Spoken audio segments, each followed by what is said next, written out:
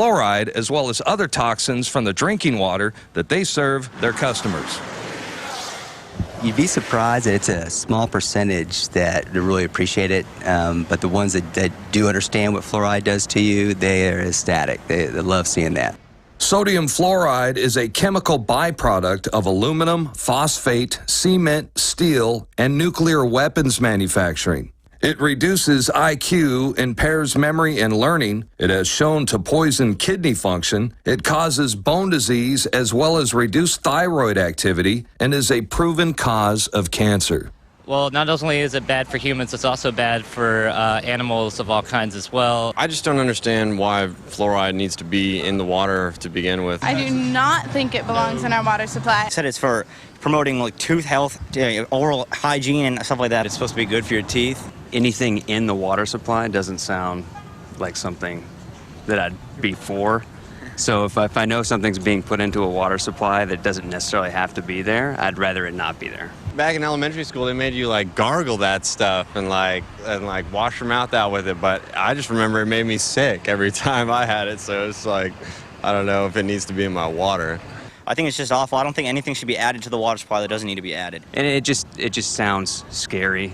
Anything that's being put into a city's water supply without everybody's consent. So would you like to see all the restaurants turn the corner like you are and remove the fluoride from the drinking water that they serve their customers? Well, I like to see the city turn the corner and remove all the fluoride and not burden everyone with putting RO systems in their restaurants. I think that'd be the best way to do it.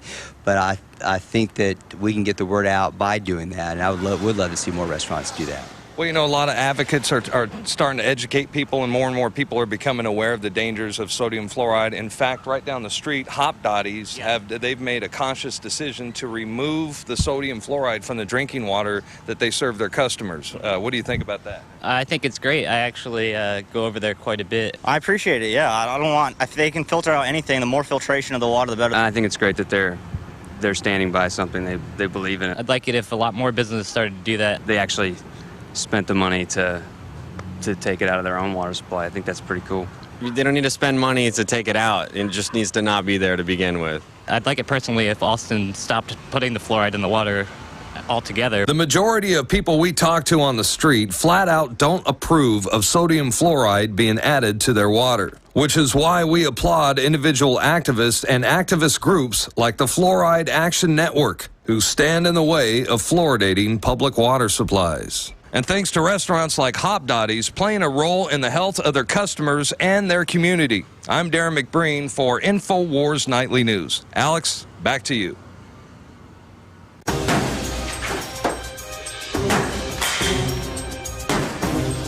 right, New World Order, we're coming for you! More news, calls, and special guests coming up after this quick break.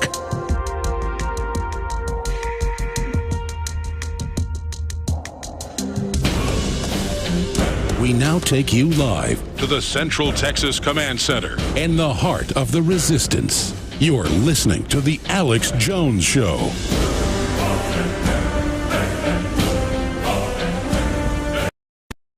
Gentlemen, we have the one, the only David Icke joining us here in just a moment. And David didn't request this, but I just want to do something different. I'm going to talk to him just 4 or 5 minutes, bring up a few topics, and then I'm going to step back. For most of the hour, I'm going to play traffic cop, but it's going to be commercial free. And then we're going to have, David Icke just absolutely wide open. David Icke, not fettered by commercials or Alex Jones excitedly interjecting and trying to back up what he's saying. I had a good idea what David would want to get into first, and I was talking to him this morning, and I said, what do you want to get into? And he said, the Jimmy Savile sex abuse scandal. And because David has researched and exposed, it's undoubtedly that it's a pedophile network at the top worldwide. I mean, you saw that with Jerry Sandusky, and of course it went higher up, and we told you that a long time ago. Now that's come out. I remember John DeCamp on the show more than a decade ago saying that there was sex abuse at Penn State in the football program, and I remember shutting him down because I'd never been in the news, and I don't want to get sued.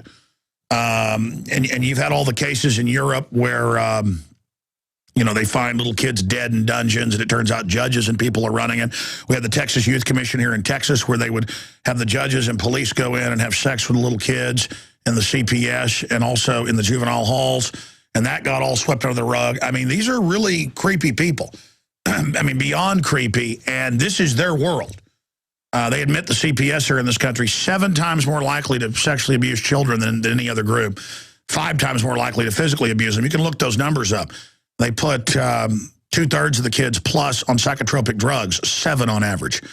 So it's all about hurting the children. If they can't get away with chopping their hearts out like every other culture did, well, they do the other thing. So we're going to tie that into former IMF head lived a life of eyes wide shut. That's what the New York Times said. Down in underground, grottos in mass sex orgies. That's just the gateway to all this. I've talked to high-level Hollywood people who have been in underground caves in England and in satanic orgies. And then, of course, it's off record. I'm not allowed to say who, but that's as a journalist. None of it was illegal, I was told about.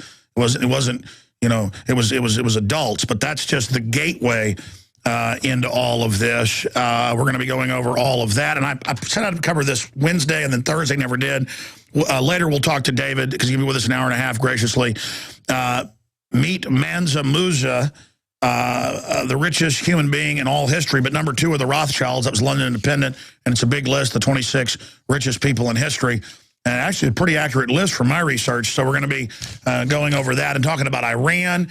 Joseph Stiglitz saying Europe's in a depression. No kidding. We're being proven right there. The stupid presidential reality show, all of it, with the one and only David Icke. Now, before we go to David, he's got his big event coming up there at one of the most famous stadiums in the world, not just in Britannia or Albion. They're over in the UK. And it is so important that everyone who lives in Europe or England, or great time of year to travel to England if you're planning to go on a vacation or visit family or whatever, get to his historic event, because it's already getting a lot of media attention, and it's important that it be big, and it's important to call the media and tell them to give it attention, because in 12 hours, it's going to be historic. But never fear, David is going to provide. I don't know how he's going to do this, because it's killing us to give out free video streams we've got right now at InfoWarsMoneyBomb.com. It's kind of like the snake eating itself. We're bringing in money, but then putting out the free video streams to hundreds and hundreds of thousands that have tuned into those in the last 24 hours, or it's been about 22 hours now. It's quite expensive, but he's going to offer, I think it's free to everybody, a video feed, and except for several months, it'll then be free. So it sounds like David is all in, and that's what we're doing. We are all in, but go to davidicke.com, get your tickets, sign up, but call the media, spread the words, your Facebook, your Twitter, tell people about the Wembley Arena, October 27th. Notice he's doing it right before Samhain or Halloween, the big globalist occult day, to really try to counter their darkness. Deeper in the rabbit hole than anyone has ever gone. Again, we'll put that back up on screen for TV viewers. If not, if you're a radio listener, just go to davidicke.com. David Icke, David, DAVIDICKE.com. And again, for us here, I don't know, we've raised like $140,000. I think we'll probably get 400, 500,000. I don't know. I'd like to raise $1 million, because I've all in, hiring 6 more reporters, building the studio. Now we need the satellite uplink, some other things. 500,000, $1 million sounds like a lot. It's not when you're trying to do media. Some of these, BBC, CNN, I've talked to people that built their sets. Some of the sets and equipment, say at CNN, are like $3 or $4 million just for the set. I mean, to give you an idea, our sets, we're trying to build some, cost about, one's $25,000, other's $50,000. I'm actually using a guy that built a set for CNN. He's a listener, so he's doing it at cost. That's the type of stuff we're pulling the trigger on, so we can have the reporters and not just have a nightly news show, but start expanding vignettes. And we've got stations and networks that all want them, little news packages that we can put free to air out. That's why it's so essential to go to InfoWarsMoneyBomb.com, InfoWarsMoneyBomb.com right now and donate. But I'm going to tell you this. If you are a family struggling, do not donate to us. I've always said that. It's listeners that started 5 years ago. Today, I guess the first Money Bomb demanding I do it, they started it without my consent, so I had to get behind it on the day of it, and it raised $300,000. And then that money helped us move over here and kind of, well, I better spend this. I better, use this to expand. You guys kind of nudged me out there. Now we've become to really depend on it. And here we are. And so I'm telling you, though, it's for the middle class, for the business owners. We're going to end up losing it all if we're not all in. And it's not all in, folks, to give us $1,000, $10,000. That's really where the donation should be coming from, because I know people got the money. The only thing flourishing are the luxury shops, the boats, the watches, the cars, because there's either upper nouveau riche or ultra rich, and then there's just all these poor people. Everything else is imploding, but the luxury stuff. And if all those baubles are what matters to you, then more power to you. But it's time to be all in. Spread the word about the show. Spread the word about the free video streams at InfoWarsMoneyBomb.com so this can continue to virally spread. I want to thank all the guests that have been on, from George Norrie to Webster Tarpley. We've got Gerald Celente and Max Kaiser coming up today. The full list of guests is up at InfoWarsMoneyBomb.com. If you aren't on the internet or don't like to donate that way, you can call 888-253-3139. By the way, if you donate $100, you get one of these one-of-a-kind. Liberty or death. It was a little bit more, but they ordered quite a bit of these. Not too many, but I just want to get them out there. And Money Bomb 2012, camouflage and Hunter Orange stamp on it. People love this shirt when I wear it around town. InfoWarsMoneyBomb.com or 888-253-3139. You can also write to us, and we'll add it into the Money Bomb a week later. P.O. Box 19549, Austin, Texas 78760.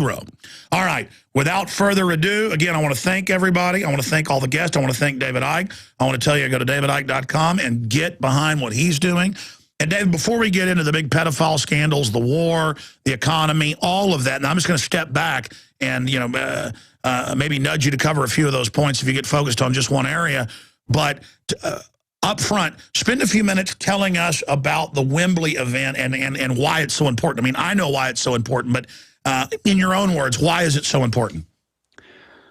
Well, Alex, in many ways, it's where my life's been going since I started on this road. I didn't realize it was until the last year or so, but it's the culmination of the work that I've done and the research that I've done up to this point. It's not the end of it. It's the start of a new era, but it's a culmination of nearly 25 years of research in 50-odd countries.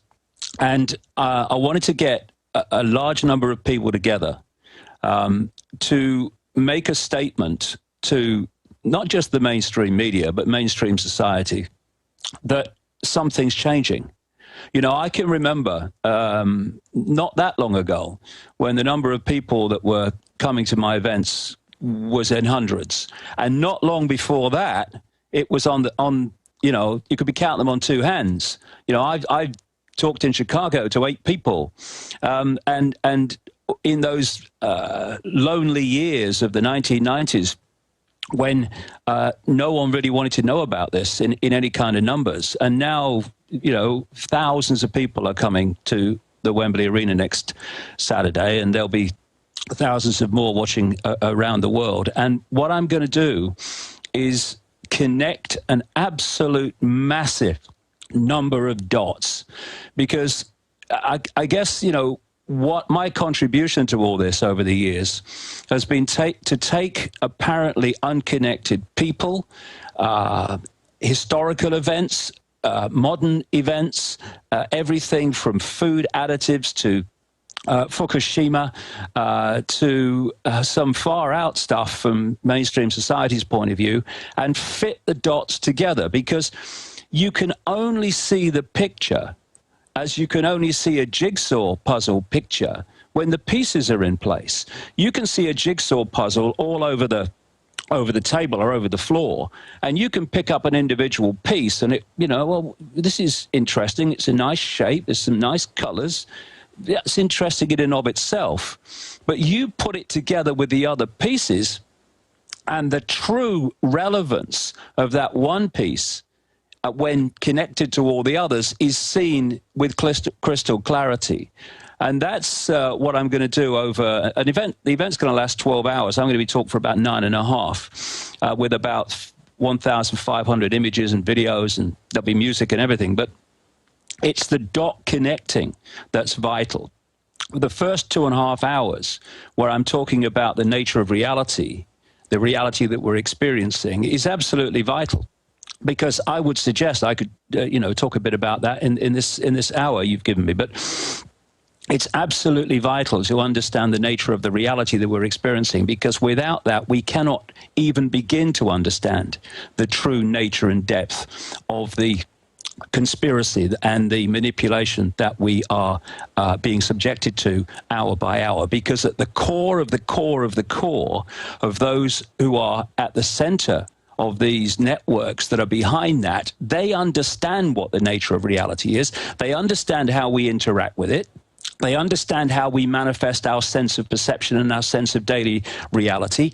And if they have that knowledge and we don't, en masse, the human population, then, we are a piece of cake to manipulate. And so all these different areas that appear completely unconnected must be connected for the picture to be seen. This is why science is a waste of space, mainstream science, because it's a series of disciplines where each discipline is focused on its own discipline, often competing with other disciplines for funding and prestige and all the rest of it, and they're not connecting the dots even of what they know. And when you do, you see a very, very different world. This is why, and a very different explanation of the world to mainstream science. This is why some, even mainstream scientists with a bit more of an open mind, are starting to look at some of the things I've been talking about all these years and realize that they do provide answers to apparently unanswerable great questions and great mysteries. They're not mysteries. They're mysteries only because the dots are not connected. It's so simple. And so over this 9.5 hours that I'll be speaking, I'll be strand by strand by strand putting the tapestry together, and whoa, will it make the world look different? But also, and this is I can say this with confidence because I've seen it happen to so many people all around the world. When they've heard this information put together, they will see the world with a clarity that they couldn't see before. Because the idea of the conspiracy is to keep the dots apart. Keep the dots apart, and then they won't see the picture. Keep the pieces in the jigsaw puzzle unconnected, and they won't see the picture. And they are banking on the fact that we will never see the picture. Well, we have. It's there to be seen. And when it is, whoa, the world looks a very different place. David, again, I'm going to turn over the rest of the hour to you, and then we'll come back for part of the next hour and have some discussion back and forth. But absolutely, everything the globalists do is about compartmentalization, and different theories and different scientific systems always are very narrow on purpose. And the modern scientific method has become nothing but a fraud to actually keep people cloistered on very small little reservations. And then the master globalist, they absolutely are like moving at high speed compared to the general public who's frozen. And that's what I liken it to. Once you start understanding this and connecting more and more of the dots or the jigsaw puzzle, it's ridiculous. Absolutely ridiculous how obvious all of this is. But then we have to understand the general public is, as you've said, in a trance-like medical daydream state. And it's just incredible what's happening. But more and more of the awakening is happening, so they're putting more of the fear in. Wherever you'd like to start, get into connecting some of the dots. Or, I mean, one big dot right up front is you and others, and it just keeps coming out. That at the highest levels of academia, government, law enforcement, you name it, media, you've got a bunch of Satanist perverts, pedophiles, scum, devil worshippers, occultists, and they are running things, and they walk around smiling, crazed, because the general public is in a trance. It's like we're frozen, and they're these vampires walking around in real time. And then what do they think of people like you and I? I mean, I know they're scared of us. I've seen it myself because we're not, completely frozen. And more and more, I look at the vampires, as I call them. They are now in slow motion. And people like you and I, and I'm not bragging. It's just this is what I'm perceiving. We're moving faster and faster. So it's not just that we're now up to their speed at many levels. We're way past them, and that's why they've always wanted to freeze us, is because they know we're so much more powerful than them. Yeah, well, would it help if I just connected a few dots and then which are not usually talked about, and then come round to the relevance to those dots of the pedophilia and the Satanism. Yes, sir. You've got the floor. I'm turning my mic off for 40 minutes. David Icke. All right, mate. Thanks a lot. I've just dropped my microphone, but I'm fine now. Okay. Well, I've been on this road for nearly 25 years, and I've walked the path with an open mind. Not a naive mind, an open mind. A mind that says, I'm not going to reject something just because it sounds far out. I'm not going to reject something because it is at odds with my belief system. I am going to let the information that I come across be my guide on what I accept to be true and what I do not. And it's a blank sheet of paper. What goes on there justifies its place, but I'm not going to deny anything a place on that piece of paper just because it's different to the norms that humanity has been programmed to believe is real. And so I'll just put this story together in a simplest way I can in the time we have. And at the Wembley Arena, I'm going to be going into this and so much more in great detail. Okay, the first thing that I think we need to understand the world is, what is the world? You know, we're born into the world, and we tend to accept the world as it is when we're born into it. So, yeah, well, everyone knows that, mate. It's always been like that. Well, maybe it hasn't. And maybe you've always thought it's like that because that's the only information you've ever been given. Let's look at it. Where'd you get your information from, okay? You're born, yeah? You come out of the womb, and you come into a family, yeah. Now, the family, your parents, have been through the same system that you're about to go through, and overwhelmingly there are, hallelujah, exceptions, but overwhelmingly they will have accepted what the system told them was real about history, about life, about reality, about all of it. Now, they're not being nasty people to you and telling you something they believe not to be true just because they don't like you. They're going to tell you in your formative years what they have been, I would say, programmed to believe is real. So they're doing it because they think what they're saying is right because the system's told them it's right.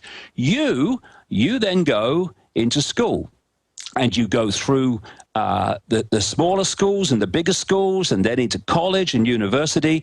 And through all that time, at different levels, are academics, professors and teachers who've been through the same system and then some to get to that level in academia.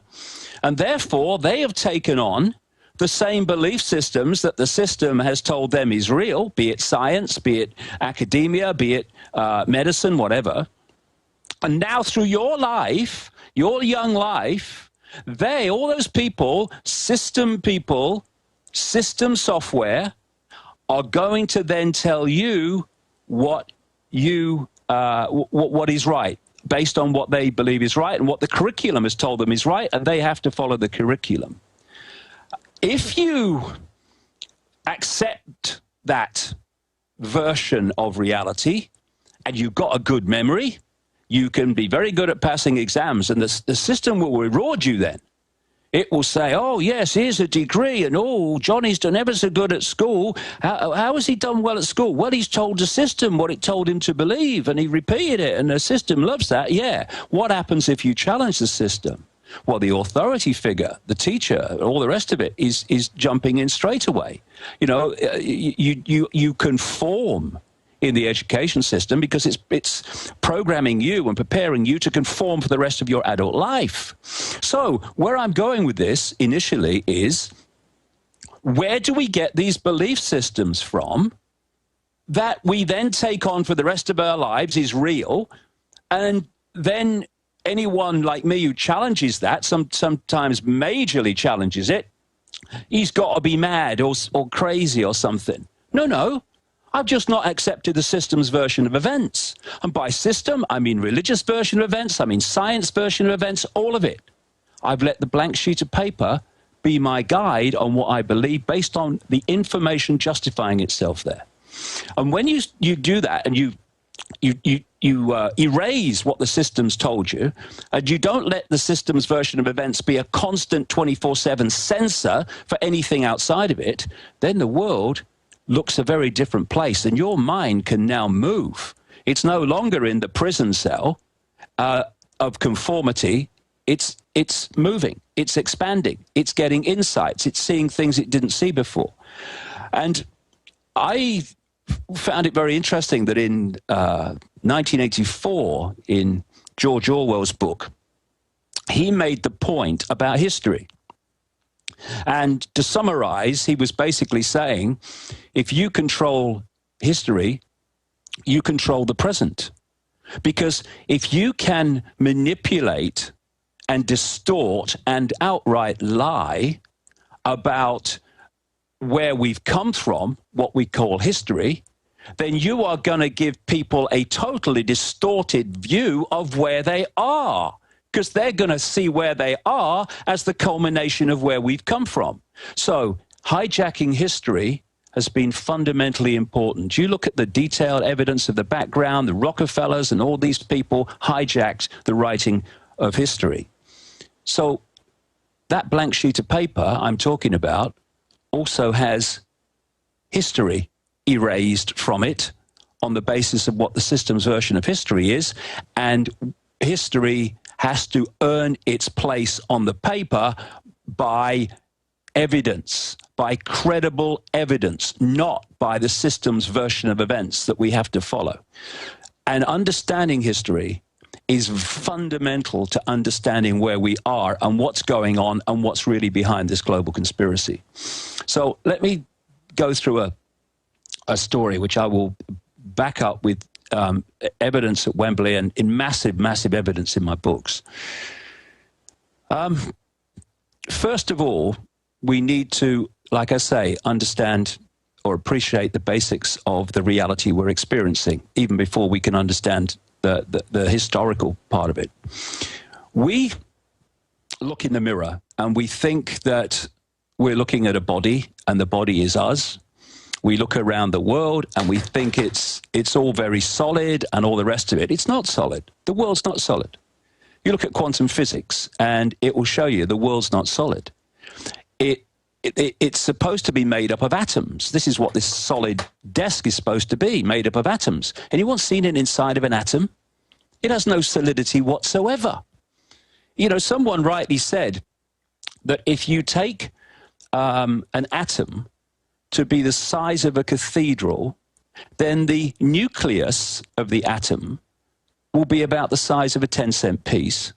And then you've got the electrons flying around the nucleus, and there is no solidity. It's just a pocket of energy, if you like.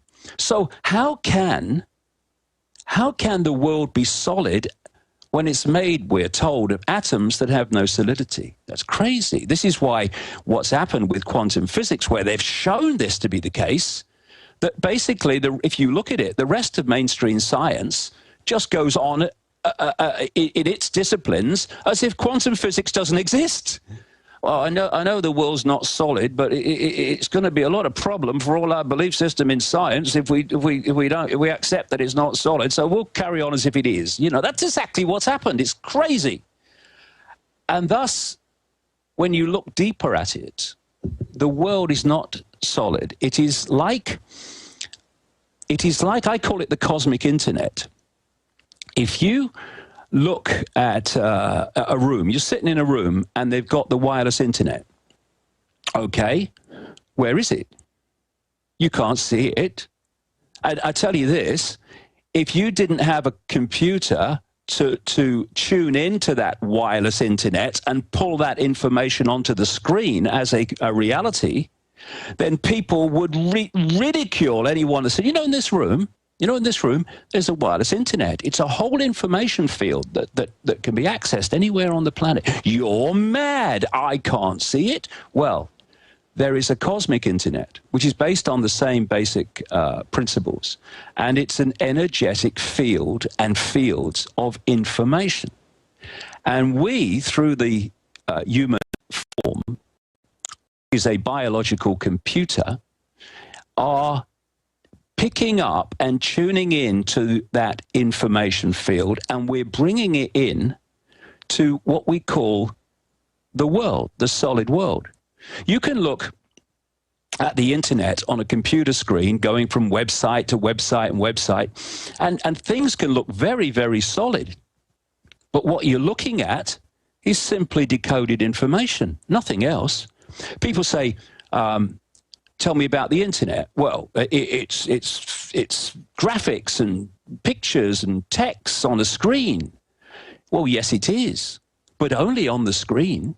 Everywhere else, the internet is electronic information and circuits. Only on the screen does it look like we think of the internet. Okay, tell me about television. Well, it's moving pictures on a screen. Well, yes, it is, but only on the screen. Everywhere else, it's information fields, be digital or frequency fields, whatever version it is.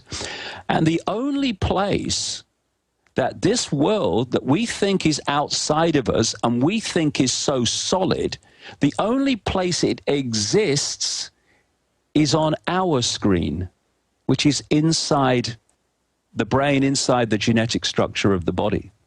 And what's happening is that we are picking up vibrational information fields. The five senses, the ear, smell, touch, sight, are transforming that vibrational information into electrical information, which is then communicated to the brain, and the brain then constructs our reality based on the information, not only the information it's receiving, but how it decodes that information. Now, of course, the ear is the classic. You know, it picks up sound, which is just a vibrational field. It's turned into electrical information, goes to the brain, and only when the brain decodes that do we hear anything. Only when the brain decodes information coming, if you like, in through the eyes, do we see anything.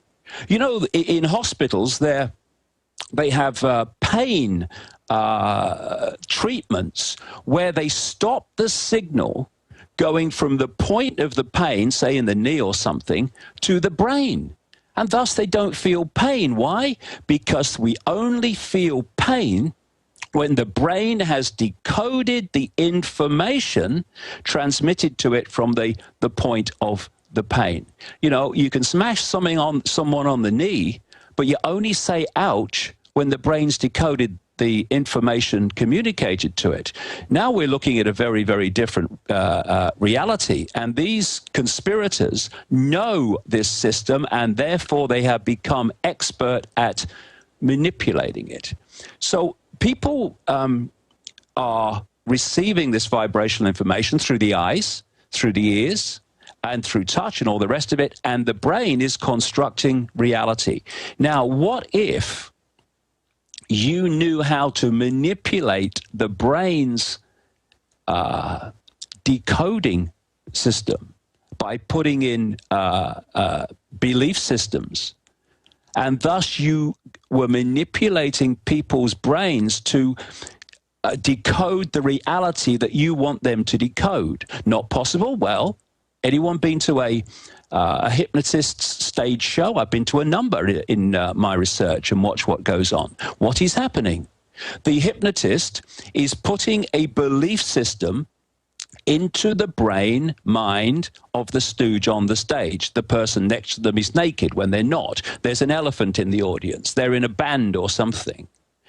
And what is then happening is that belief system, what they call a hypnotic implant, then hijacks the brain's decoding system. So therefore, it decodes reality, not into the reality that is really there. The woman next to them is not naked, but in line with the belief system.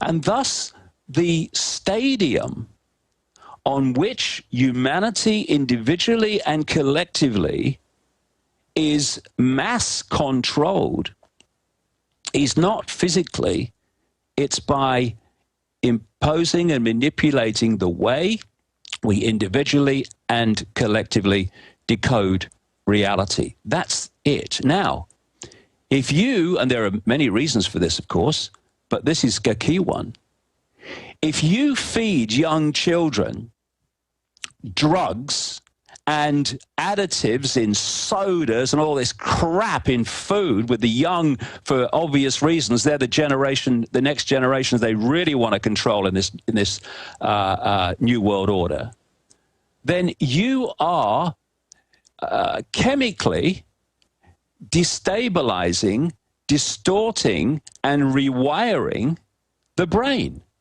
Thus, it is not going to decode reality in a sharp way that it normally would, left to its own devices. It's going to do it in a distorted way. It's going to do it in a way that lacks clarity, that lacks insight. You're turning people into zombies, in effect, by suppressing their true power to manifest and decode reality. And this is why the target is the mind. This is why we've got fluoride in the water. This is why they want to put lithium in the water. This is why they are creating this electromagnetic soup, because on the level beyond the body that we see, which is just a hologram, illusory solid, are electromagnetic fields, which are at other levels of our awareness, other levels of our consciousness. And we see the body and don't see the electromagnetic fields for a simple reason. The human body computer can only decode into the reality we see as the conscious mind's world within a pathetically narrow frequency band, which scientists call visible light. Anything outside of that frequency band, we cannot decode. Technology can decode some of it in the X-ray levels of it, in the infrared levels of it, ultraviolet levels of it, etc. But the human form can only decode within visible light. Thus, anything outside of that is in the realms of the unseen to us. So we only see that level of people which is within visible light, i.e. the body, the apparent solid body, but isn't. But beyond that are other levels of self, electromagnetic fields. People call it the soul, if you like. It doesn't matter what the name is, it's what it is. And these electromagnetic fields are part of what comes under the term subconscious. And the electromagnetic fields are interacting with the body all the time and communicating with it in terms of information. But it comes to the conscious mind as insight, as thought, as inspiration, or the vast majority, because of the nature of the world and the way it's structured, it comes to the conscious mind as a programmed belief. And people think that it's their own thoughts, their own insights, but actually what they're doing, because they understand how it works, is they're putting that information in at the electromagnetic field level, subconscious. This is what subliminal is all about. And then it's filtering through to the conscious mind as, oh, I've just had an idea, and all the rest of it. Well, I think this is what and all this that goes on. And therefore, if we are only aware or only interested in the fact that the body itself exists, we're missing all those other levels of self where we are being manipulated in terms of our perception of reality. Now, history. Long time ago, this world was hijacked. It was hijacked by entities that operate outside visible light. Thus, we can't see them. So when someone says to me, these entities you talk about, I've never seen one. Well, you decode visible light, don't you? Yeah, well, that's why then. If they enter visible light, then you can see them. If they don't, you can't. Simple as that. And when you look all over the ancient world and at the religions, I have to shake my head sometimes because they're all talking about it in their own way. So a Christian might say to me, this thing about entities, it's ridiculous. Well, hold on a minute.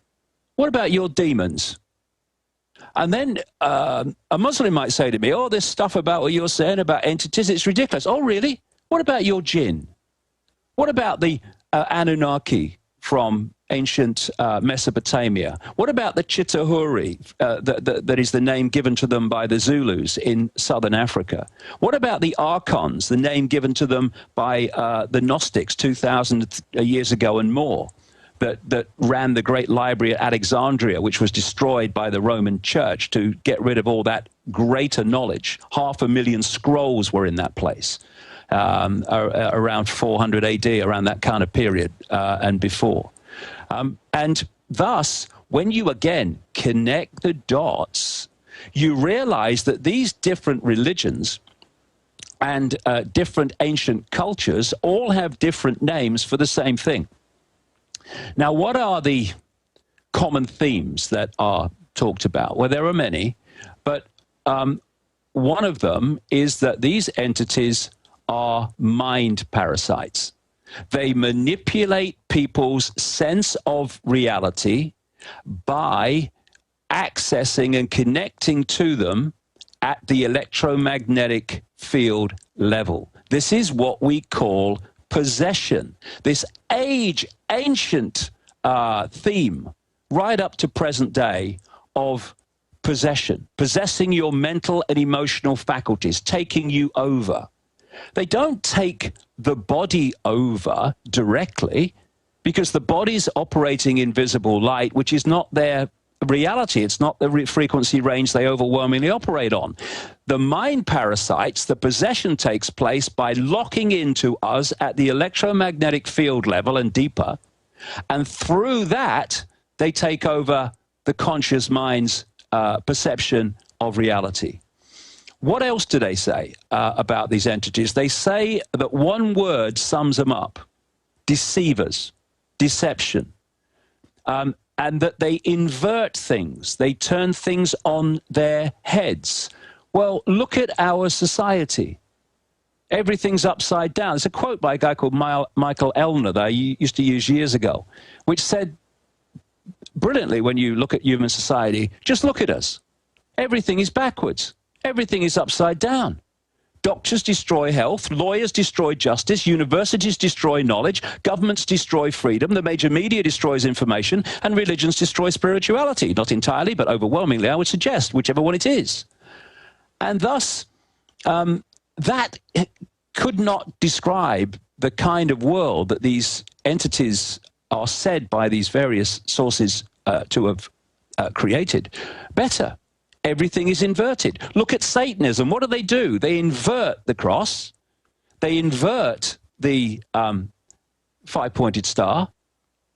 They invert everything. This is what this whole thing is about: inversion, turning truth on its head. And to manipulate within visible light in the world that we're interacting with, while being entities operating outside visible light, they have middle men and women operating in apparent human bodies, but actually they're hybrids between the entity's vibrational state and human visible light. And these bloodlines that go back to the ancient world, that have now manifested as the royal families of Europe and the dark suit professions and bloodlines that dominate banking and government and media and corporations. These are the middle men and women that are manipulating with invisible light on behalf of these entities. So they have a way of actually manipulating directly also. And so let's come to the connection then between secret societies, Satanism, and pedophilia, because they all come together, and they come together with these entities. First of all, secret societies. Secret societies are obviously, by their nature, fiercely compartmentalized. And that means the vast majority, even within secret societies, are clueless about what's really controlling the secret society and its direction. Just down the road from me here, in this little town that I live on, this island just off the English coast, this island, it's called the Isle of Wight. My goodness me, the number of Freemasonic lodges here for head of population is a joke. It's ridiculous. You go a little place, Masonic lodge, next little place, Masonic lodge.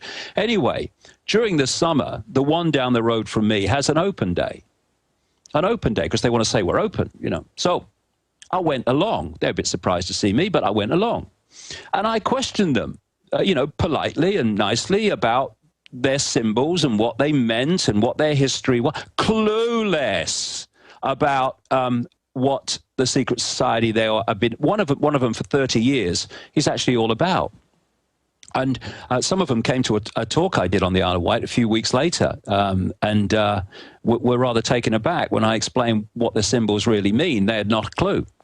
And therefore, even within a secret society, only a tiny few at the core of the core know the real story.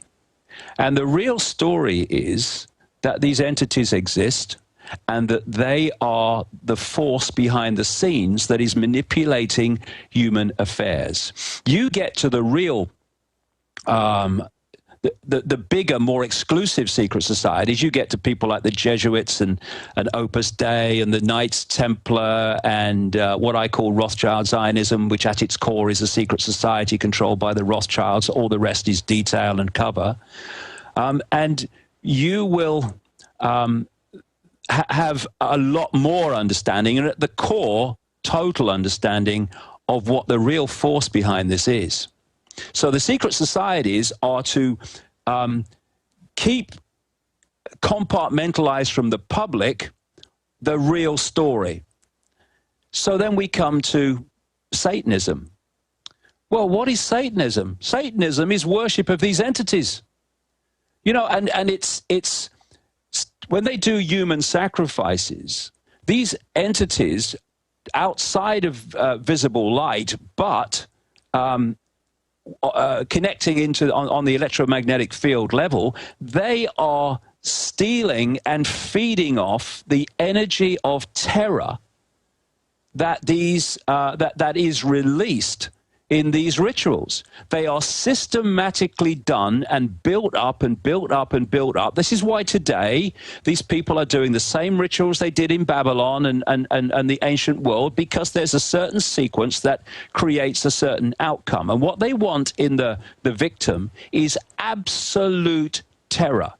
And the entities are feeding off that energy on an electromagnetic level as it comes, as it's generated by the terror.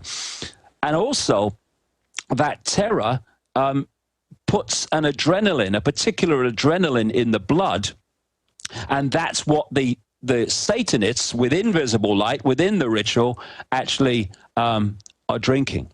And this connects us into pedophilia. The energy, these entities are feeding off human energy. When Morpheus in the Matrix symbolically held up the battery and said that the machines have turned humans into one of these, that was a profound truth in terms of what's really happening.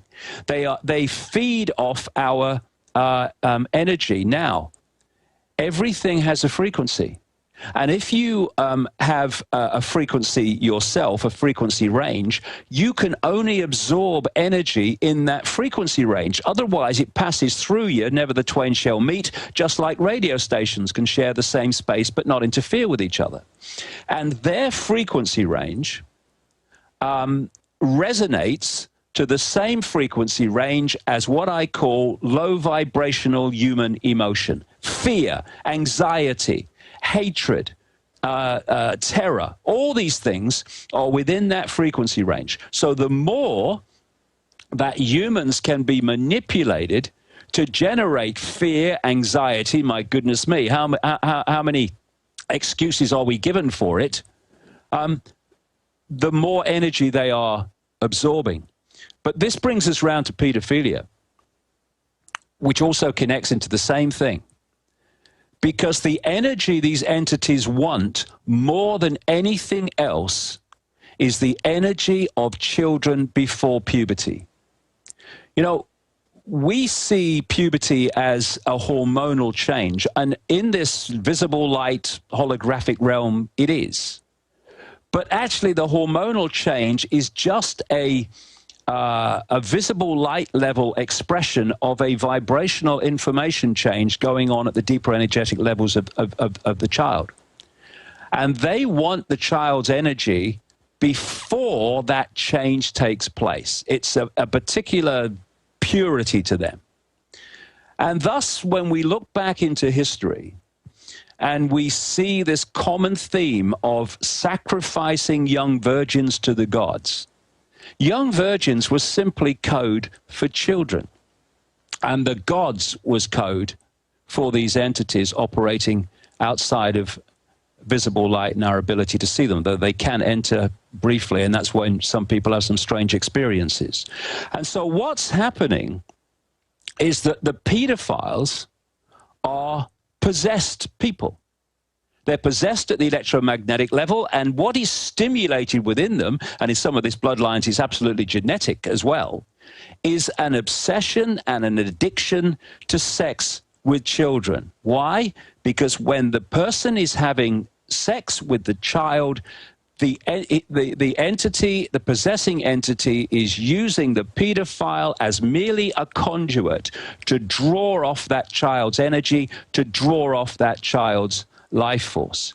And therefore, wherever you find the possessed bloodlines of these hybrid bloodline networks that are representatives of these entities with invisible light, you will find pedophiles galore, you will find Satanists galore, and you will find initiates of secret societies galore, normally all three, certainly with the top ones. And this is where it comes from. This is why it is, why the ratio of Satanists to the so-called upper levels of society and power is vastly greater than it is in the general population. And therefore, wherever I have researched, anywhere in the world, people in real positions of power, I have found them almost always, without almost exception, to be members of very significant secret societies, to be great numbers of them pedophiles, and great numbers of them to be Satanists. And, you know, these people that run Satanism, they're not guys from the street.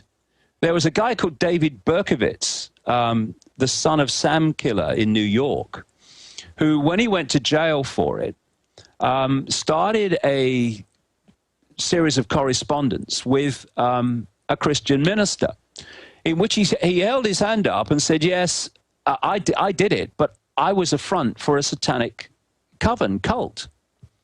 And he said in one of his letters, Satanists are peculiar people.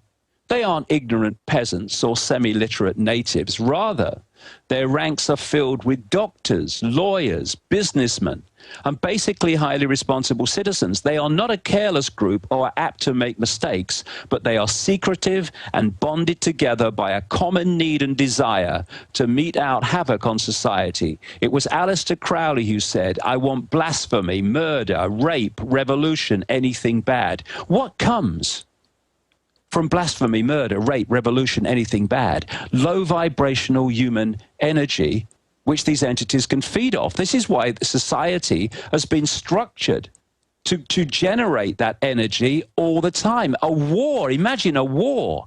And the energy, the low vibrational energy that is generated from pepper bombing a city of civilians or a world war.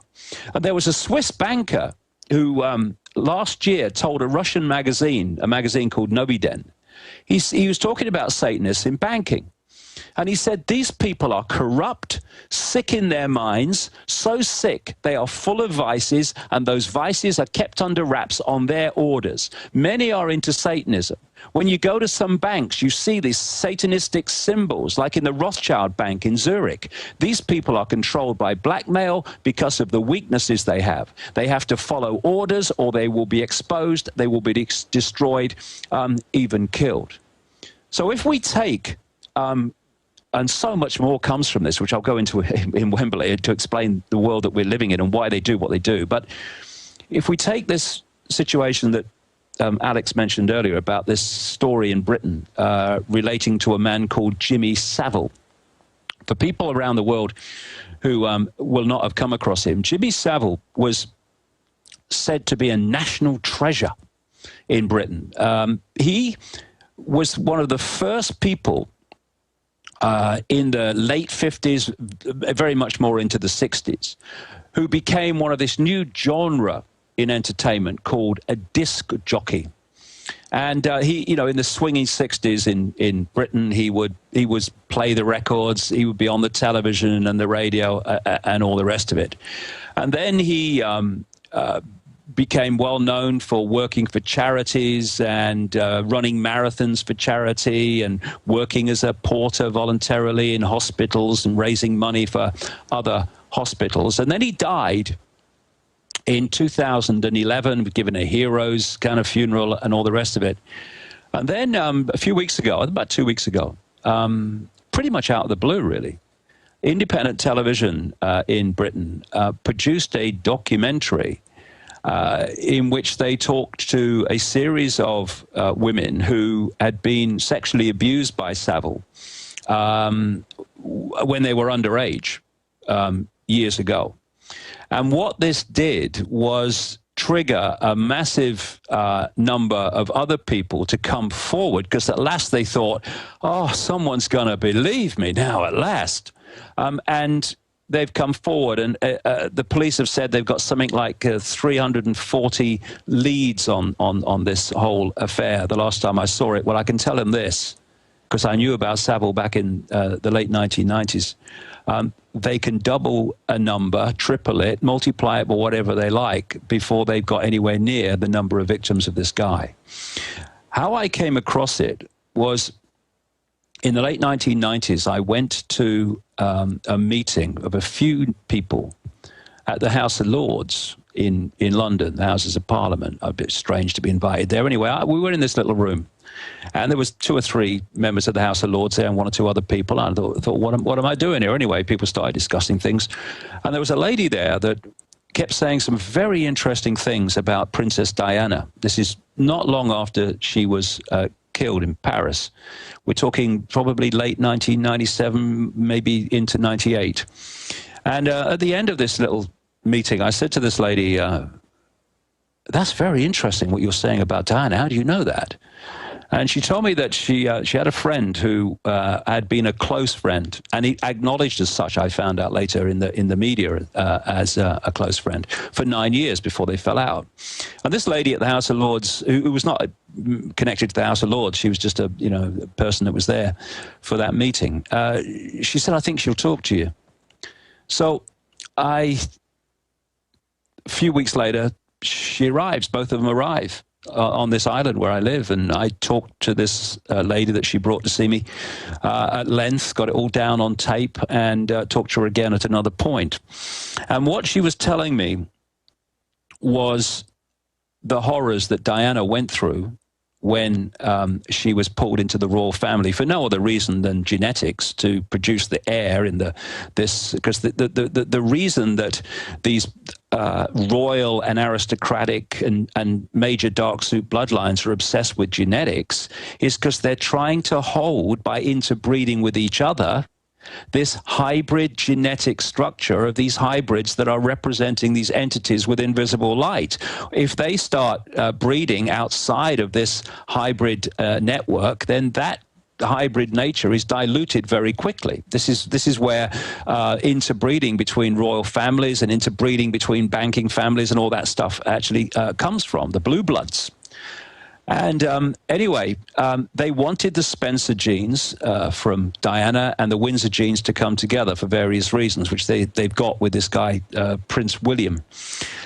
Anyway, she told me about all this, and then she started telling me about the pedophilia that went on, and Lord Mountbatten's connection to many things. This guy that was killed apparently by the IRA in his boat. I would fundamentally dispute that for my own information. But anyway, this whole cesspit that we call the British royal family was revealed before me in detail. And then, out of nowhere, this is about 98, she mentions this guy, Jimmy Savile, who was just a kind of disc jockey, and how close he was to the royal family, how Diana couldn't stand it, and how he was so close to them. And, you know, the obvious question was, why are the royal family close to this bloke? And then I was told not only about Savile and pedophilia, I was told about his necrophilia, his addiction to sex with dead bodies. And this suddenly, whoa, here we go. Why does this guy volunteer as a porter in hospitals? Well, they have mortuaries, that's why. And it's now, as a result of this television program, it's coming out that Savile actually was into his charities to get access to children. Well, it's something else. He was in the hospitals to get access to dead people. And these people, these bloodlines are beyond anyone's normal imagination of sick, I can't tell you. Think of sick and treble it, and you might just have started on the road, but you're nowhere near yet. Absolutely. David Icke is with us for another 30 minutes, maybe longer. He's getting ready for his historical event there in England coming up the 27th, a huge event that's also going to be streamed worldwide. We're going to talk more about that before he goes. But while you've been sitting here, folks, watching, you know, David Icke sit here and speak from England. We have been putting up articles backing up what he's been saying, showing the Rothschilds with giant devil necklaces, showing Jimmy Savile, who is the archetypal pedophile, crazy pervert look. And then he looks just like Jerry Sandusky, this same twisted, goblin-like, but also effete. It's not really feminine, that insults women.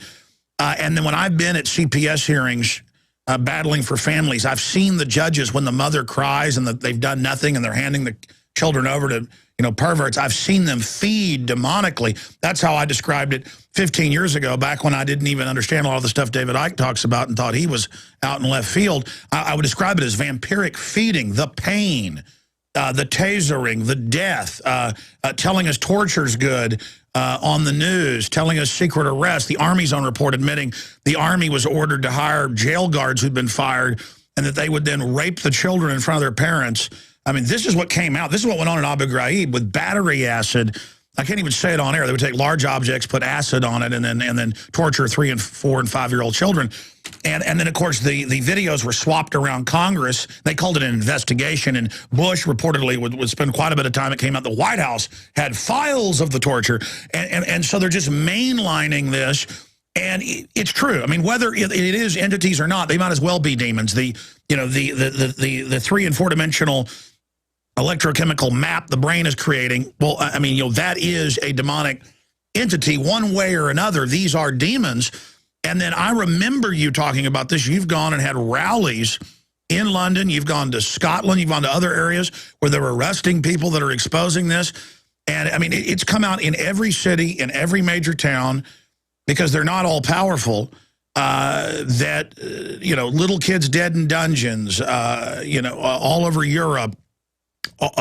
Prostitutes being found dead in dungeons. It comes out, nobody gets in trouble. The Texas Youth Commission was caught literally, quote, with police and judges and bankers pulling up to the CPS facilities. The Texas Rangers tried to stop them. They shut them down and even removed the head of the DPS because he wasn't going along with them a few years ago. And then they had the commission people come in and they basically looked like a bunch of Jimmy Saviles. and just whitewash it, and no one got in trouble. And it was gladiatorial battles with, 10 and 12 and 13-year-old kids. In some cases, they were dying. It was mass raping. It was judges going and saying, I want this one, I want that one out of the cells. And I've literally sat there and walked into a hospital room where a mother has just had a child, and the cop was choking the woman, making her sign papers, and it totally blew me away. Mike Hansen saw this as well. I mean, and the average person doesn't know, or when they come and get you, I'm now ranting here, when they come for you, your neighbor's not going to care and is just going to stand down, well, that's the authorities. And it's a worldwide network. Every culture gets taken over by them. I don't care if it was ancient Asian cultures, Mesoamerican, Babylonian, Roman. The Greeks had human sacrifice, throwing babies and virgins in, that just means young women, into the volcano god on the Big Island in Hawaii. Every culture sacrifices children. And the Druids, all of them, and we have a child torturing, raping, murdering guild in control. And yes, demons are driving them. And people say, oh, David Icke, he's so kooky saying this. That's what every culture says. They're saying you're wrong, and they're so upset by you, David, because you are obviously onto something. But I mean, I know off record you talked about this, and you talked about People Entertainment and people at BBC are pedophiles.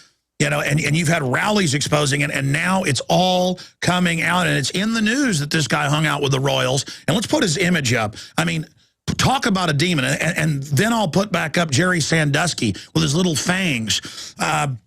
David, just amazing. I mean, I've had my little rant there after 40 minutes sitting back and listening to you. Please comment on what I'm saying and where they're going. I mean, as you said, the whole world is designed, and it looks like it's upside down from those of us that have love and compassion and honor and duty and, love good things. That's ugly to them. That's why the most popular art is dead babies. I see beautiful women all over Austin now with zombie dead baby tattoos as the coolest thing. And the New York Times admits that the most popular art for 2 decades running with the rich stockbrokers and bankers is, $35 million for a crystal skull with semen all over it. I hate to say things like this. Or Schwarzenegger goes to Germany and buys photos of dead babies and little girls dressed up in Nazi outfits. We've actually shown these photos on air. And they were describing in one article how the rich buy this, and they say, well, it's an offering to something so beautiful. They're saying, we're putting a premium on a crucifix and a bucket of urine. We're putting a premium on cans of elephant dung. I mean, it's about worshiping the ugliness, David Icke. Yes, it is. And when you look at what is said about these entities, they have no creative imagination. They do not have creativity. They're like robotic. And this stuff with transhumanism and putting technology into bodies to upgrade them, humans, is all about making us more like them. It's about control. Yeah, and also making us more like them by taking away what we have that they don't have, which is this creativity. I mean, all this stuff that is fed to children and adults in the food and the water is all suppressing creativity. Therefore, anything that is an expression of them, an expression of those that are possessed by them, will be, by definition, ugly. It's interesting too, Alex, that I've been saying for years and years and years, way back into the 1990s, that these bloodlines drink the blood of children and vampire the energy of children because it rejuvenates them.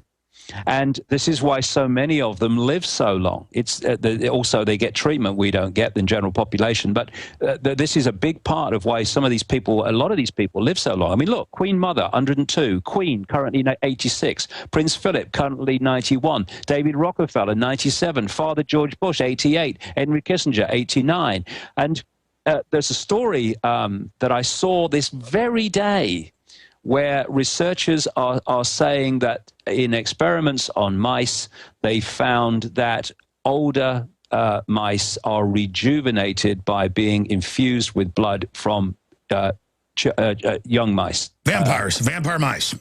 Yeah, so that what they're doing, and now so many things have happened actually in the last 10 days. By the way, I put a photo of Jimmy Savile on. He literally looks like Emperor Palpatine. He is the textbook demon Nosferatu goblin creature. Yeah. So what they're saying here is absolutely right. They don't realize the significance of it. That if you do, these people do drink the blood of children, and it reinvigorates them. It gives them the life force of youth, which gives them longer lives. But you mentioned Savile there, and there's a big important point here, Alex. What is happening at the moment in Britain, and it's all in the media. I mean, it's everywhere here, Jimmy Savile, and all the stuff coming out. But it's basically being held at the level that here was a stunningly widespread pedophile over decades and all over the country. And it's being kept to overwhelmingly to the fact he's a famous pedophile that's been exposed. The bigger story behind that is not being focused on, although I'm doing my best to get it out there. And that is that he was a procurer of children for rich and famous people. So was Sandusky. That's now being confirmed. I mean, and again, he ran a giant program helping at-risk kids. That's kids they'd already drugged up and stuff. Now they're saying in our news they want to drug all children with Ritalin and Prozac. They're going to improve us. And it shows kids with huge zombie eyes, you know, huge black circles saying, this is wonderful. And let's institutionalize everyone. Let's just, I mean, it's just, oh, and let's have weirdos like Sandusky ruling over us. I mean, you can look at Sandusky. You can look at Savile.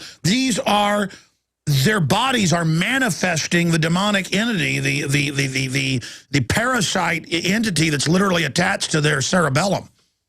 Yeah, the thing is, anyone that's kind of new to this, or has been, even those been following the whole conspiracy thing for a long time, when we appreciate this situation that we've been talking about, then we can appreciate the two things. One, that these are the mentalities that are put in positions of power in the agencies, be it the EPA, the Agriculture Department, Food and Drug Administration, in the TSA, and all these agencies of government and government itself, and in the military, and in all these institutions of control. These are the mentalities that are put there. And now when you see what they actually get up to outside of the public eye, this is why they have no compassion for the consequences for children and innocent people of the drone bombing in Pakistan and elsewhere, of pepper bombing Baghdad and Tripoli, of putting stuff in the food and drink that they know is gonna give people massive health problems, of putting people away for the rest of their lives for crimes they didn't commit just to cover up the people that did commit them. They have no compassion. They have no empathy. This is what we're dealing with, ladies and gentlemen, and we need to grow up fast and realize that, because we're not dealing with even greedy humans. We're not even dealing with unpleasant humans. We are dealing with pure, undiluted evil that has no compassion, has no empathy. By the way, look at the royal family. Look at Savile. Look at all of them. They all dress in black and red and like big crest and things. And then I remember Fritz Springmeier was one of the first to talk about it, and then I saw it in the news, and then of course you've talked about it, and now it's just admitted that Prince Charles hangs out most of the time now in Transylvania and literally creeps around in the forest in Dracul castles, and they admit, oh, we're not even German, we're really Dracul, which is even an older line out of the East, and then they're prancing around, hanging around. Look at Jimmy Savile. Put this image up of him with like some vampiric crest around his neck, with red shades on, and then next to Sandusky. I mean, these are Nosferatu.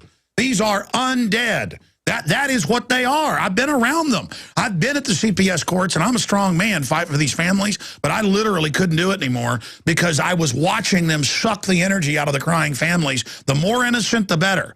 And when the cops drag a little kid away, they're feeding. And it's not the average cop. They have special pervert cops that have the same giggly pig faces, the little goblin faces of Sandusky and stuff. It's like a vicious hate, but also a weakness. You know what I'm talking about, David. Yeah, the thing that you just mentioned, Prince Charles and Vlad Dracul and the family from whom Bram Stoker gleaned his Dracula. Dracul.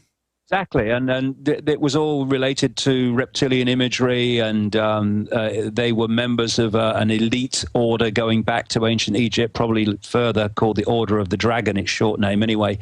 And this is a point I made earlier, if you remember, about I talked about entities possessing these pedophiles, and I also mentioned about the fact that in many cases it was genetic as well. The attraction, the desire for sex with children was genetic. Well, it is, because you see, these particular hybrid bloodlines have a different information field to the rest of the population. They're not the same. And thus, it is absolutely in line with what I've been saying all these years, that the British royal family should be genetically related to the Dracos in Romania. I mean, you know, this is where it is. I mean, Mary of Teck, the grandmother of the present queen, was directly related to the sister, one of the Draco sisters.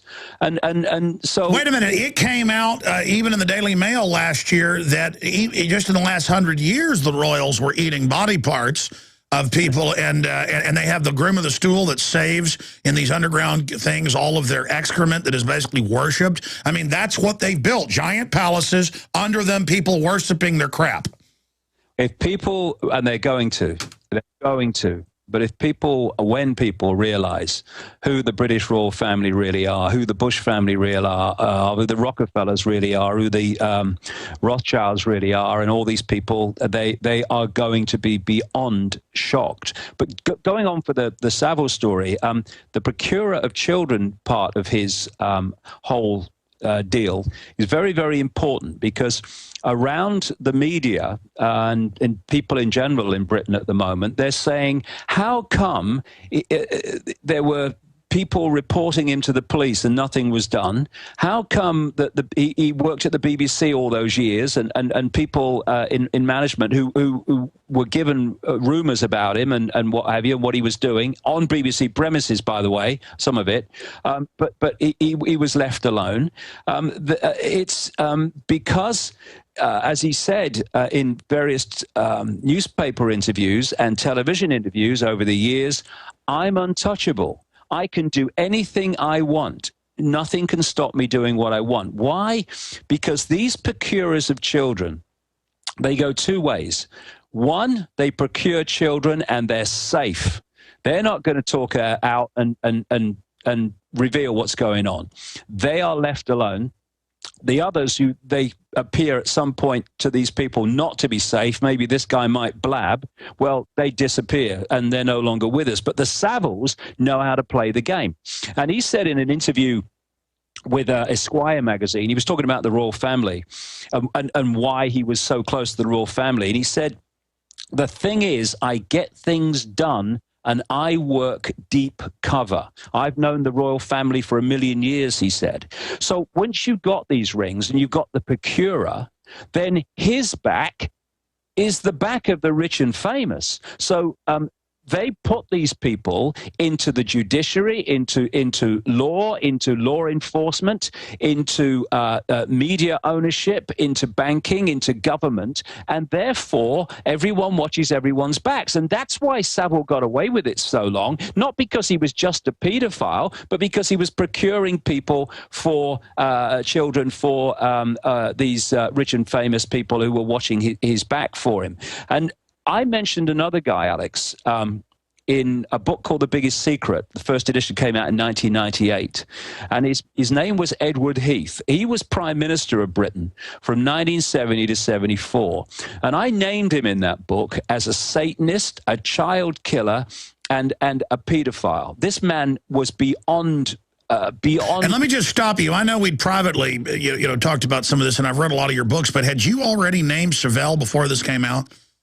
I've named him to people I spoke to, yeah, absolutely. I've named him to a lot of people. Because I remember once during a break we were talking, and you're like, Alex, this is real. I'm going to be protesting. I'm going from memory of like 3 or 4 years ago when you were protesting around the country. And he's like, the children's show people and this guy and that. And I remember you saying it, and I'm like, okay, well, don't say any names that aren't out yet because, they could sue us. But wow, I mean, I distinctly remember you talking about him. That blows me away. I've been talking about him since I was told about it in 1998 to anyone that would listen. But of course it was like, Jimmy Savile, he would never do that. Please, here we go. But the point about Edward Heath, don't worry about him. He died in 2005. But I named him 7 years before he died. No, you named it in the book, and he didn't even come after you.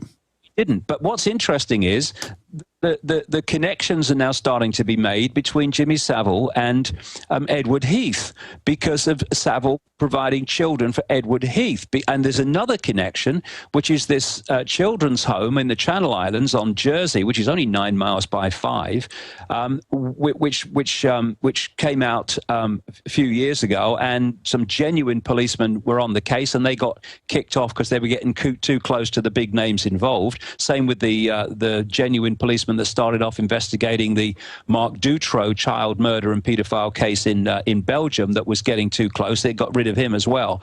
And this is the way it goes. You see, first of all, you've got these bloodlines that are addicted to sex with children for the reasons I've talked about.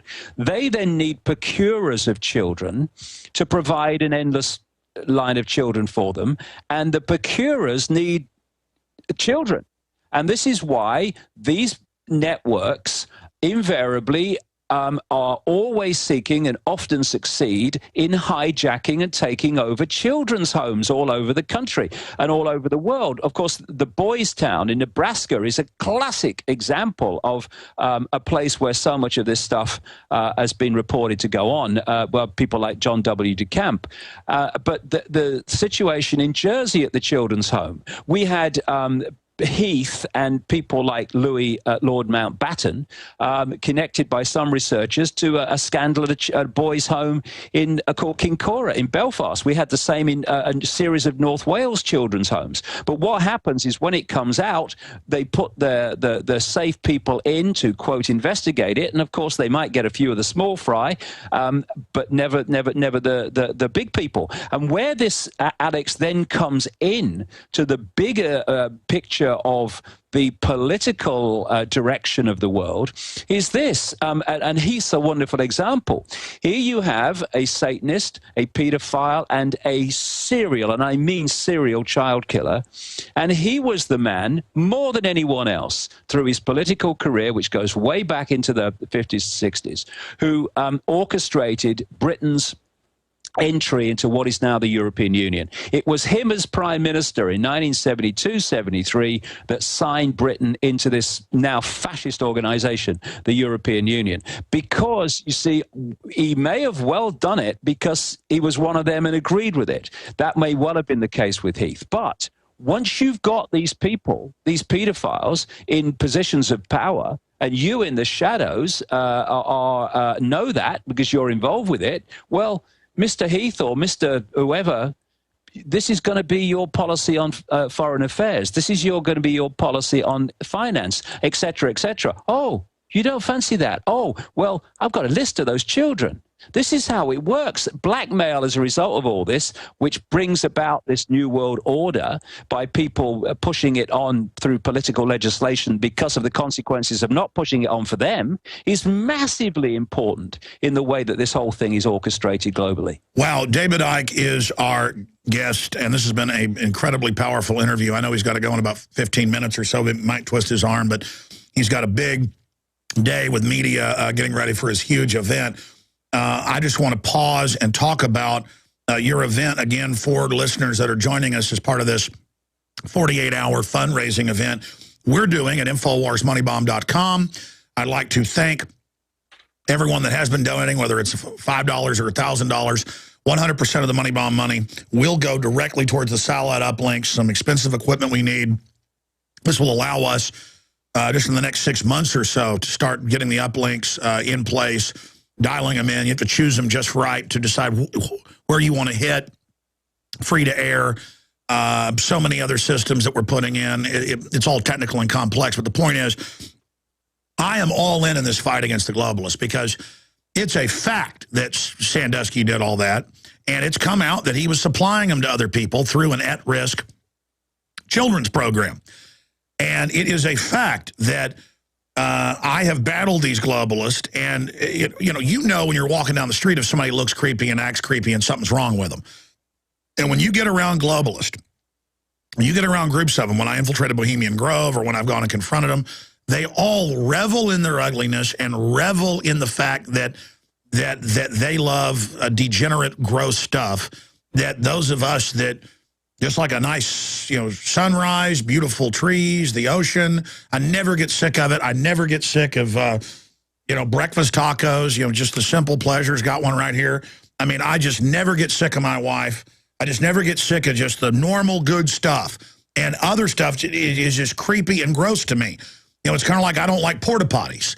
And it's not like I'm a wimp, but I'll wait till I get home, and I don't mean to get gross here, before I'll use a porta potty because it's just so disgusting. And then the opposite, these people are all into that, and I see the globalists, like beyond porta potties. In fact, we could put them up on screen. The Savelle, and right next to him we've got Jerry Sandusky. We'll punch that up there in the feed right there. I mean, these are, the feed right there. Thank you. These are really horrible, sick people. And look at the world they're building. Look at TV, which they now admit is Defense Department controlled here. Same thing in Europe, where they want anti-family, anti-beauty, degeneracy. HBO has shows in prime time showing 4-year-old girls performing fellatio on giant sex toys. And so what they're doing is they're just getting us used to it in our face. They teach 5-year-old sex education. It's not real sex education when 5-year-olds are totally innocent. This is an empire of demons, and they really want to just kill the kids. It's just that they can't get away with that, so they want to torture them and hurt them. And we've got to stand up against these vampires, and there's no doubt that these are demons. And David, it's all coming to a head, and it's just so great to have you on here. You've got the big event coming up, davidicke.com. It's the 27th. And I want you to talk about that. But for listeners, this is one of the only places where you're going to hear people like David Icke and so many others that have the will to tell the truth and expose this evil. And it's so important to spread the word about Infowars.com and PrisonPlanet.com. It is so important to buy the books, to buy the Pro Pure water filters and get them discounted at InfoWarsStore.com. That's a donation, too. Plus, it's something you need. It's so important to take action, because all money is a symbol of energy, and the globalists control us through the money. But when you willfully give it to good causes, and there's not really many true ones out there, so much of it's controlled, then it literally can move mountains. So again, InfoWarsMoneyBomb.com or 888-253-3139. If you'd like to call and talk to folks and donate here, to people directly inside the office, 888-253-3139. You can get PrisonPlanet.tv subscriptions for $5.95 a month. That's really 6 memberships for the price of one. We need to point that out. You can use the username and passcode, 6 different people simultaneously. My book, Paul Watson's book, 16, 17 years of material, up there 9.5 years, PrisonPlanet.tv. The free video streams at InfoWarsMoneyBomb.com right now. Twitter that out, Facebook that out, tell your friends, tell your family. I tweeted an hour ago that, or more, that David Icke was on with us. But David, before we get into the geopolitical, the economic, where the world's going, now that we've covered it at the heart who these people are, and I'm glad you went there because that's what I was actually planning to bring up with you. It's amazing how we're almost always on the same page. David, I mean, I have good discernment. My heart knows you're a real, pure guy who really believes in what he's saying. And even if I don't agree with everything you're breaking down, it's because it's my own perspective. I just really know that you are wreaking havoc against these people and doing that through love and through enlightenment and unlocking minds. And I tell you, if I wasn't holding down the fort here with 51 crew members and everything I'm doing, I would come over to England and be part of your big event. It's going to be so historical. Tell people about that. And again, if they can't make it, there'll be video streams at davidicke.com. I plan to link to them at Infowars.com.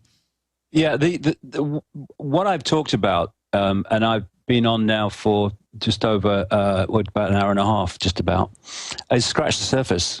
I mean, it's massive stuff, but there is so many dots to connect, which brings this whole world that we daily experience into crystal clarity. And I'll be doing that over 9.5 hours. And I had to smile, Alex, I'm part of what I'm going to be doing in that 9.5 hours is talking about the whole Satanism thing and how that fits in, and the real meaning of things like Halloween and what goes on there. And it's not trick or treat. That's another thing that they're doing, is they're bringing people into the Halloween thing. Oh, it's lovely, trick or treat, what a laugh, it's for kids. And actually they're drawing you into an energy field, which is, so many kids worldwide are sacrificed in that period, because they have certain periods of the year where they really go for it. Halloween and Beltane across May the 1st is another one. And I'm going to be talking about the need to let go of fear. And I'm talking all day on Saturday, the 27th of October. And the following night, on the same stage at the Wembley Arena, is Alice Cooper with his Halloween Night of Fear show. As Morpheus said in The Matrix, fate, it seems, is not without a sense of irony. And what the Alice Coopers, well, maybe they do, maybe they don't. I don't know. I've never met the guy. But what a lot of these people don't realize when they go into this stuff is actually what they're playing with and what they are turning into entertainment. The real stuff behind all the Halloween trick or treat and all the rest of it is so grotesque. Words have no meaning. And what I'm seeing, personally, all this Harry Potter stuff. Remember one of the Harry Potter books was called The Half-Blood Prince? It's all in there, Slithering House and all this business. And kids have been being massively prepared. There's, you have it in America, there's something called Twilight, which has been very big in Britain. That's about a sexy vampire, vampires are okay and all the rest of it, because the whole vampire story is based on reality. You look at Dracula. He's Count Dracula. He's an aristocratic bloodline. He drinks blood. He only goes out at night, and some of these entities have a real problem with the Earth atmosphere, particularly sunlight. So all these things that are apparent stories and made-up stories, they're based on fact. So much of it is. Earlier, I was showing mainstream news with Prince Charles at the original Dracula castle that he's trying to, quote, save and rebuild properly, and how he just sneaks around the area now, and how much he loves it, and how he's proud to be related to Dracula, and makes little jokes about it. I mean, look at him. He's a big, disgusting goblin who, on record, used to, hang out with Mr. Seville. I mean, it's just, there's no end to these people. They were very good friends. Yes, absolutely. Him and Prince Charles.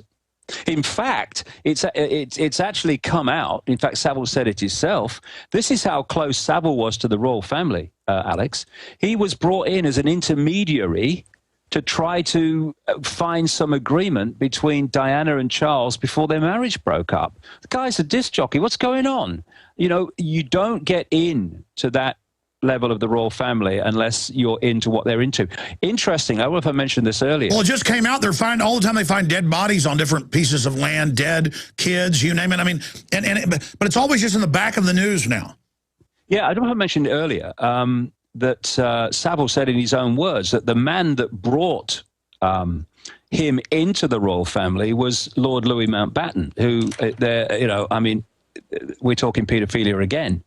And so it all kind of fits. And that guy Thomas Hamilton, who shot all the children at the Dunblane School in Scotland. Yeah, that was a big pedo scandal. He was a pedophile, and he was another procurer of children for the rich and famous. This is why when they had the government cover-up, widely called an inquiry into Dunblane, that the person running it insisted that certain documents relating to the case were put sealed away for 100 years. And he said, oh, it's to protect the children. No, it's not. It's to protect the establishment, mate.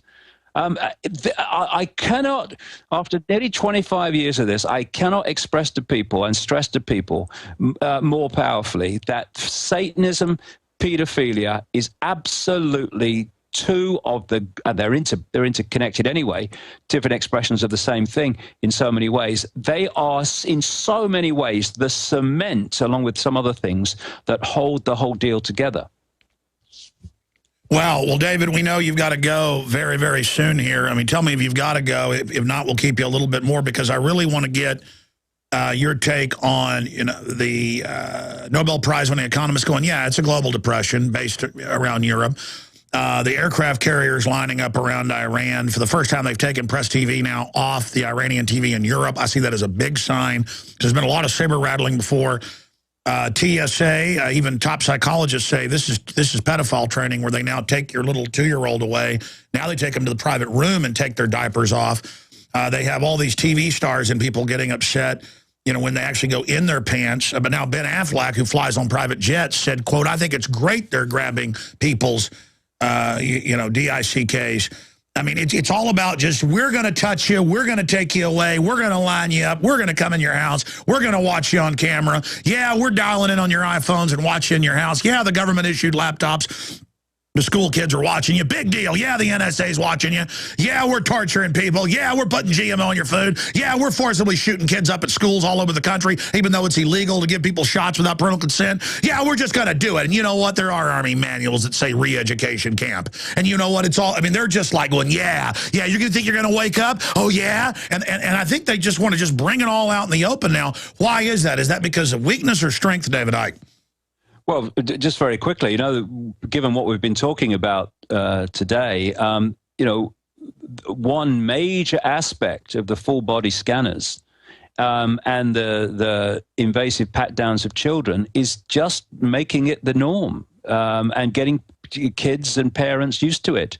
And, for me, I don't care if people don't like it. They'll just have to do the other thing. Letting your child go through a full body scanner and be radiated, as well as having a picture of them naked, is child abuse, right? It is. And I've said many times on this show, Alex, they keep pushing the cutting edge forward of their agenda, and if there's not enough resistance, they just push it some more. We've got to start saying no and mean it. But David, it's worse than that, and I want you to finish your point, but when I fly, I'll go through, when we're there early for the plane, or when it's delayed, and I will sit there at the back of the checkpoint after I've gone through. I'll get a cup of coffee. There's always a coffee place right there. And I've done this in California. I've done it in New York. I've done it in Chicago. I've done it all over. And I will sit there making sure each time that this couldn't be true, but it is every time. And I sit back with the guys and I go, watch this. In most cases, they don't even search men. They you can tell by their body language. They're Jerry Sandusky's. They look just like Savelle and Sandusky. And you can tell the women that like women, and you can tell the men that like kids. You can tell the types. And we'll sit there and go, all right, you see that hot blonde? He likes women. Watch him. See his posture? He thinks he's going to go. He's going to get her. And there'll be like 50 people go, he's got her. He's got her. And they'll literally drag him into the scanner, then do the pat down on top of it. It's not just like they do the rape down, only if you say no to the scanner. And it's all about, you put your hands up, you're a prisoner. You go through these motions. They yell at you. And like spiders, they grab whatever they want, and they love it, though, when they get like a 4-year-old kid that's scared, and they tell the parent, stand back, and they take them to this separate containment zone. Now they take you in the room. The Breitbart editor and radio host, earlier this week, she put the video out. She said, I don't want to go in the private room. And they said, you're going. And they just took their time and kept rubbing on her genitalia over and over. And it shows the door shut. She goes, I don't want to go in there. They're like, you will go in there. So now they're setting up little highway checkpoints where they're going to take you into these rooms. And this is the mainlining of pedophilia and of rape and of abuse. I mean, this is rituals. The TSA is a ritual of enslavement, a ritual. Now they say freeze. Now, once you've gone through the checkpoint, they sit there and check your drink. But here's what I'm saying. I have sat there and watched them do the scanner, do the thing, and it's women and children, women and children, women and children. There's something, a man's energy, especially when they know the men are mad. They don't like that. It's the fact that they love it, the domination. And these are literally, many of them, ghouls who just like the domination. I mean, this is hell on earth that is beginning here right in front of us. I'm sorry, David, go ahead. Yes, and if we think it's bad now, well, this ain't where they want to end it. This is just a stepping stone to where they want to go. So therefore, people, we either draw a line now or we stop complaining, because this is just the start of it in many ways. It's the start of it out in the open. Now, why is it out in the open? Well, it could well be because they're now reaching a point of imposing this stuff that it can almost not be anything but out in the open. See, when you want to bring in a transformed society where certain things are the norm and accepted, then you have to reach the point where you start doing them as a norm. And it's the point that we're at now. I mean, just roll the tape back 20 years, even less, and ask yourself, would you ever have thought that your child would go through a radiation scanner, which is particularly bad for children, and have a full-body naked picture of them, or be sexually abused by someone in uniform in front of your eyes? I mean, would anyone have believed that? No way. No, that would never happen. I tell you what. When you were saying the TV presenters and people you're secretly bringing children to the Royals, people thought you were crazy. I remember reading one of your books and reading that and going, this is too much, but no one sued you. And now it's just all coming out. It's horrible. And you say they're in there murdering kids, too, and in which they're always finding dead bodies of them. Oh, yeah. I mean, the number of children worldwide that get murdered is unbelievable. I was approached by a lady, an American lady, funnily enough, who had read in my book about Ted Heath. And she gave me a very, very detailed account of her experience of Ted Heath some years ago when she was a kid. She said her father was a very close friend of Ted Heath, and that's the only reason she survived. Because what Heath used to do, and this is not only her that told me this, he would sit behind, at a particular place in a particular building, he would sit behind a desk, and he would have a ledger book, like a book where, Scrooge is writing down his money and all the rest of it. The little child would come in, that child would be weighed, would have his height taken, all different things about him would be written down, including his name and background, and then Heath would kill him. And Heath's preference was slitting their throats. And this man, Alex, became Prime Minister of the United Kingdom, and very, very influential even outside of that period of 4 years. And, I've named Father George Bush for 15 years. I've named him on the BBC. I've named him on radio shows all over America. I've named him in my books. This man is a serial pedophile and child killer. And he was president of the United States, and he actually had 3 terms, 2 of them officially to Reagan. Ladies and gentlemen, this is what is running our world, and it's time we took it back. It's unbelievable. I mean, it's so obvious looking at this Jimmy Savile articles about him when he was always photographed on the news in his underwear, laying around like an open pervert. And looking like the archetypal pervert you'd run from in the park, in sickening jogging shorts. I mean, they love to just throw it in our face now. And it always freaks me out when you say that about Bush. And then I just look at George W. Bush, and he looks like a little piggy-toothed, Sandusky type. I don't even know what to do at this point. I mean, these people, how are you still alive if this is accurate? Well, maybe there are forces at work that's more powerful than they are. Yeah, maybe we're in a period now where this is coming to the surface because it's time for the boil to be lanced. And when you boil a lance of oil, then for a start, it's not very pleasant because all the poison comes to the surface where you can see it. But it's the first stage of healing, and we first of all, as a human race, have got to come to terms with the situation we're in, and we've got to come to terms with the nature of the evil that is manipulating our world and manipulating our lives. And if we think it's bad now, well, think what kind of world our children and grandchildren are going to live in. Come on, we can do this. There's 7 billion of us. There's a handful of them. They do it through secrecy, and they do it through having their people recruited from the target population, and they put them into positions of power in uniforms and dark suits. Most of them haven't got a clue of the big picture. They just do as they're told, and they're, because it suits them. Those people need to start breaking ranks. There are some of them that never will, because they're so bloody asleep and evil themselves. But there are vast numbers of people in this system who are daily creating a nightmare world for their children and grandchildren, indeed for themselves. I mean, this is not sometime over the rainbow anymore, who haven't really got a clue what that they're actually doing. Listen, ignorance is no longer an excuse, because the information is there. Now, if you want to look the other way, that's a choice, but don't tell me you didn't know, because it's there. Now, what are you going to do? Are you going to go on working and doing what your buddy told within it, so that these people we're talking about today, this level of unspeakable evil, goes on creating an ever greater nightmare for the human family? Are you going to still do that? Or are you going to say enough? You're going to look your children and grandchildren in the eyes and say, enough, I'm not doing this anymore. And if I'm going to stay in this job, I am going to do it for the benefit of humanity, and not for the benefit of that evil which seeks to enslave humanity. Same with you in uniform, by the way.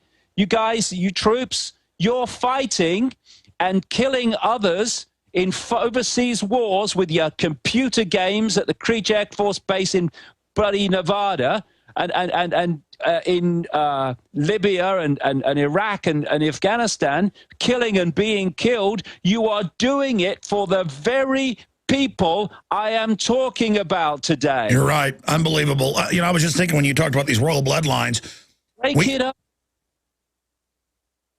David, we know that Joseph Mengele came from a royal German bloodline and was protected by the U.S. government and allowed to leave.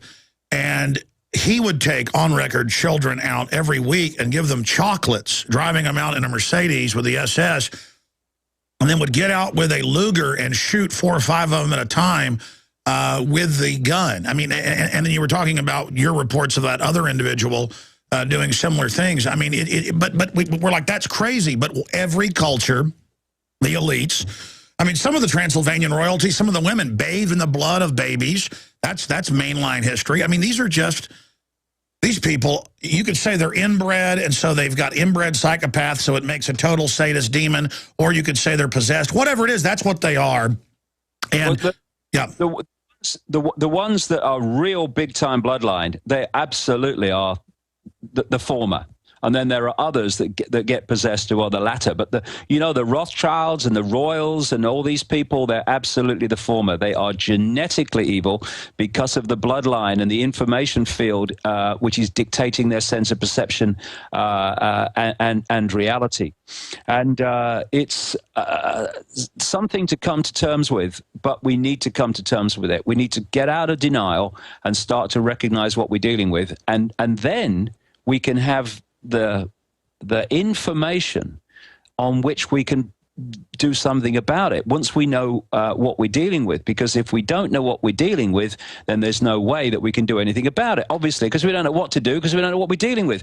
Interesting, Alex, what you said about Mengele. Mengele was brought to America, South America, and the United States at the end of the war through Operation Paperclip. But I've talked to people. I've talked to quite a number of people in America over the years who were tortured by him. He operated in the United States with full knowledge of the authorities, because the bloodline network in Germany under the Nazis and the bloodline network in America under the Rockefellers, etc., same network, just a different location. So when they brought these people from Germany after the war, the Nazis and stuff, to America, they were mates. They were part of the same deal, part of the same whole agenda. And he operated, Mengele, in America under the name Dr. Green. And he tortured children. He made them witness the sacrifice of animals. What they do is they make them experience their worst nightmares, and it breaks up the mind into compartments which they can then use. They call them alters. Trauma-based mind control. We're going to have to get you back on about this, David. Very powerful information. I'm glad you're having this big Wimbledon event, davidicke.com. Everybody needs to support that. And I'm told it's going well. I'm told a lot of people are coming. A lot of people are coming, yeah. And I want to make it a focus to take the information and connect the dots to the point where the bigger picture is actually seen, within which what we experience with our conscious minds every day can be put in a totally new perspective. And it's like this, Alex, you know, if you're in a movie theater and you want to change the movie on the screen, it's no good shouting at the screen. You've got to find out where the movie's being projected from and change it there. And then what's being reflected on the screen will change, i.e. our world will change. And it's going into these deep, deep levels of in the rabbit hole, where you finally start to access where it's coming from. And if we can stop it there, then the projection stops, everything changes. Exactly. And there's 7 billion of us. How many globalists? Rothkopf said there's 6,000 superclass minions of 20 families, and he's the head of the Kissinger Group, or was. He thought I was the other Alex S. Jones, and came on like 4 or 5 years ago and still did the interview and was trying to convince me how great world government was. But 6,000 minions, 20 families, I mean, we can beat them.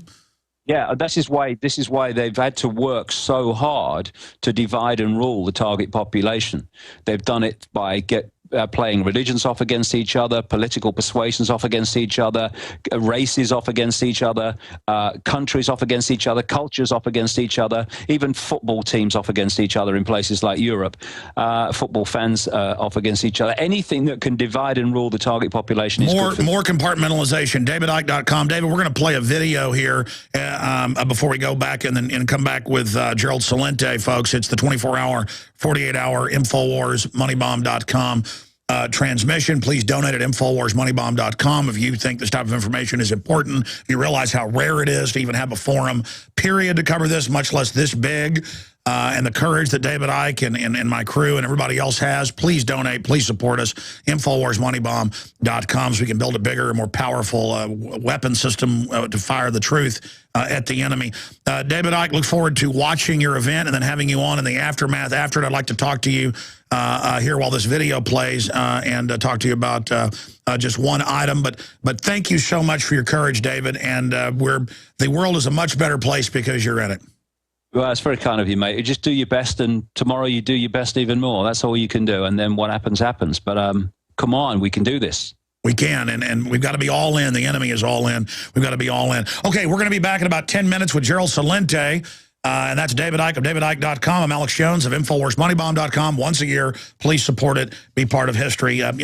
That small action together can move mountains to help us get the TV show out there on the cable and other systems, satellite systems. We'll be right back with Gerald Celente. It's the 48-hour transmission. David Icke was just our guest for an amazing hour and 40-minute plus interview. We'll be right back.